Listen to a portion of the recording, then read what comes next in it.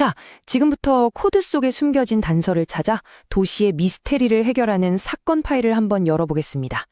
이 파이썬 코드가 어떻게 현실의 문제를 풀어내는지 그 흥미진진한 수사 과정을 저와 함께 따라가 보시죠. 아니, 정말 코드 몇 줄이 도시 전체를 바꿀 수 있을까요? 바로 이 질문이 오늘 우리가 파헤칠 사건의 핵심인데요. 눈에 보이지 않는 이 추상적인 코드가 현실 세계에 얼마나 큰 영향을 미치는지 제가 직접 보여드릴게요. 자, 우리가 맡은 사건은 이겁니다. 과연 서울의 거리를 주말에만 차 없는 거리로 만드는 게 맞을까 하는 거죠. 이게 그냥 상상 속의 이야기가 아니고요. 실제로 서울시 교통정책에 중요한 정보를 제공했던 데이터 과학 프로젝트를 바탕으로 한 진짜 사건입니다. 어떤 탐정이든 강력한 도구함은 필수겠죠. 이번 사건 해결을 위해 우리가 쓸 핵심 도구는 바로 파이썬이라는 프로그래밍 언어입니다. 자, 우리가 수집한 모든 증거는요. 먼저 이 데이터 프레임이라는 이름의 디지털 서류철에 착착 정리할 겁니다. 이게 언뜻 보면 그냥 엑셀 시트처럼 생겼어요. 하지만 이건 차원이 다릅니다. 수백만 건의 데이터도 단 몇 초 만에 싹 훑어보고 분석할 수 있는 훨씬 더 강력한 도구라고 생각하시면 돼요.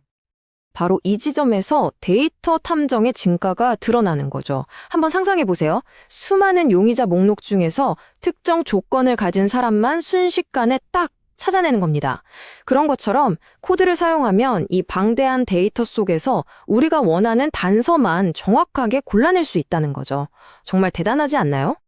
함수는 말이죠. 우리만의 특수 탐정 도구 세트 같은 거예요. 예를 들어서 지문을 채취하거나 알리바이를 확인할 때 매번 처음부터 방법을 고민할 필요가 없는 거죠.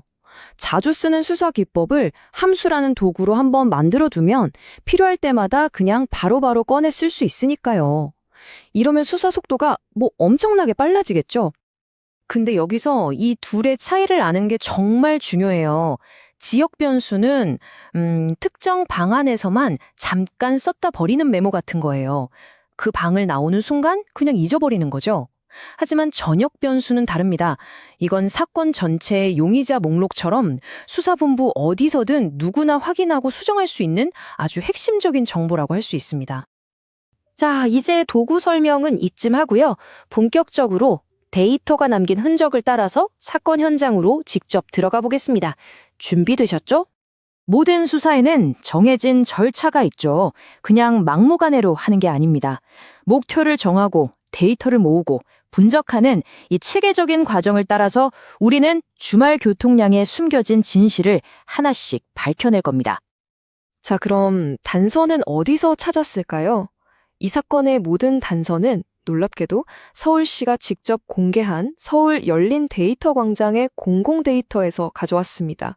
그러니까 이건 그냥 만들어낸 이야기가 아니라 현실의 데이터를 가지고 푸는 진짜 문제라는 거죠. 자, 이제 초기 감식에 들어갈 건데요. 이걸 탐색적 데이터 분석, 줄여서 EDA라고 부릅니다. 이건 뭐랄까, 탐정이 처음 사건 현장에 도착해서 직접 발로 뛰면서 현장 분위기가 이렇구나 하고 감을 잡는 단계라고 보시면 돼요. 데이터를 이리저리 뜯어보면서 초기 패턴이나 뭐가 좀 이상한 점은 없는지 발견하기 시작하는 거죠. 이 박스 플롯이라는 걸 보면요. 데이터의 신상 명세서를 한눈에 보는 것과 같아요. 그러니까 가장 붐볐을 때가 이 정도, 가장 한산했을 땐 이 정도, 그리고 보통은 이 정도 수준이구나 하는 걸 바로 알 수 있죠. 특히 중요한 건 다른 애들이랑 좀 동떨어져 있는 이상치, 즉 우리가 특별히 주목해야 할 수상한 단서가 있는지 아주 빠르게 찾아낼 수 있다는 겁니다.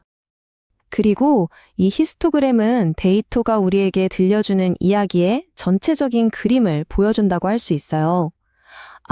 유난히 붐비는 날이 많았네? 아니면 대체로 한산한 편이었구나. 이런 식으로 어떤 상황이 얼마나 자주 일어났는지를 보여주거든요. 이걸 보면서 우리는 전체적인 교통 패턴의 특징을 파악하기 시작하는 겁니다. 자, 이제 드디어 수사의 클라이맥스입니다. 지금까지 여러 차트를 보면서 주말에 사람이 더 많은 것 같다는 정황 증거는 충분히 확보했어요. 그죠? 하지만 판사 앞에서 판결을 받아내려면 이것만으론 부족합니다.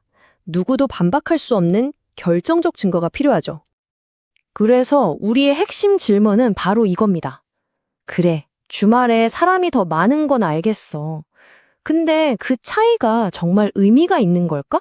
아니면 그냥 어쩌다 보니 그렇게 보인 단순한 우연의 일치일까?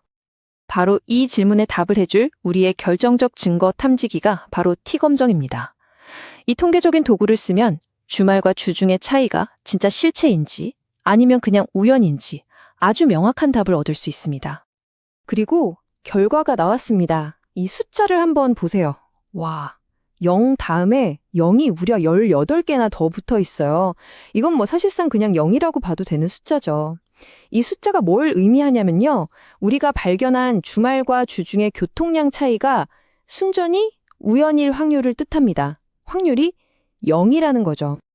그렇다면 이 증거가 말하는 건 명확합니다. 주말에 보행자가 더 많은 현상은 절대 우연이 아니라 통계적으로 명백한 사실이라는 겁니다. 땅땅땅 사건 종결입니다. 자, 이렇게 사건은 해결됐습니다. 그럼 이제 이 판결이 서울시에게 그리고 데이터를 기반으로 한 의사결정에 대체 어떤 의미를 갖는지 한번 그 뒷이야기를 파헤쳐보죠. 우리가 걸어온 길을 한번 되짚어 볼까요?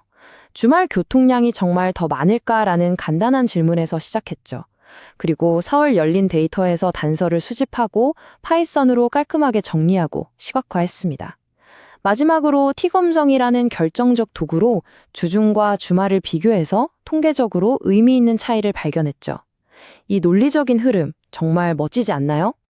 그래서 최종 결론은 이렇습니다.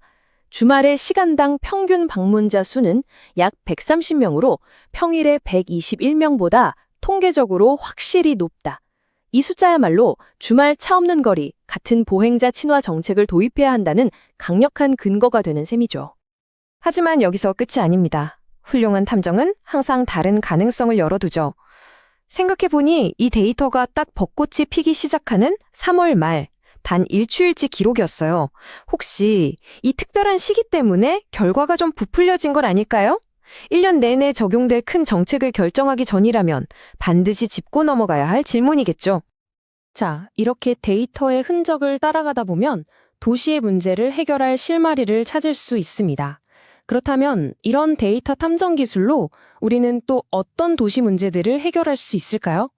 이 질문을 여러분께 남겨드리면서 오늘 사건 파일은 여기서 덮도록 하겠습니다.